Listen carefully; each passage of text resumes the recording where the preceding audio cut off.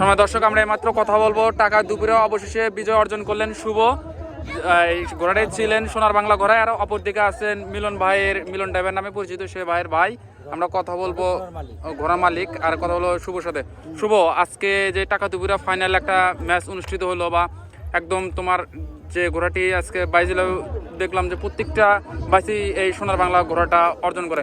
তুমি যে ফাইনালে যে সেই ঘোড়াটার উপরে ছিলে, কি টেকনিক অবলম্বন করলে যে এই ঘোড়াটা প্রতিটা বাইসে বা প্রতিটা রাউন্ডে ফার্স্ট হয়? এটা টেকনিক না তো, এটা মানে বাড়ির থেকেই দৌড় বার করে আলাদা মাঠে নিয়ে এসে খেলি, যে আমরা মানে মনের বিভাব যে আমি ওর সাথে পারবো, এরকম ভাবে নিয়ে আসা খেলা আলাদা ফার্স্ট প্রাইজ পাইছি।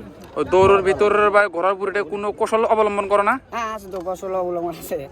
আর আমি একটা জিনিস লক্ষ্য করলাম যে সবচেয়ে সবাই বেশি একদম উৎফুল্ল হয়েছিল বা আনন্দ হয়ে মুখর উৎসবে মেতে উঠেছিল যখন তুমি ঘোড়ার উপর দাঁড়ে 22টা বা রাউন্ডটা দাও। এই বিষয়ে তুমি কিছু বলো।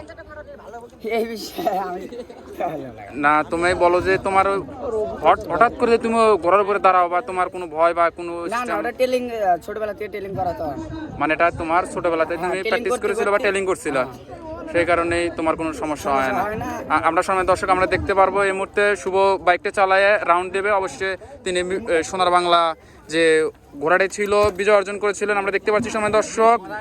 শুভ বাইকটি স্টার্ট দিচ্ছে মাত্র তিনি রাউন্ড দেবে সময় দর্শক। সেখানে ছিল মিলন ভাইয়ের বড় ভাই, আমরা দেখতে পাচ্ছি আরেকজনকে তুলছে গাড়িতে।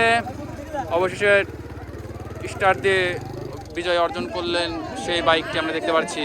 এখানে সাধারণ জনতা উৎসব মুখরভাবে আজকের এই ফাইনাল ম্যাচটি উপভোগ করলেন।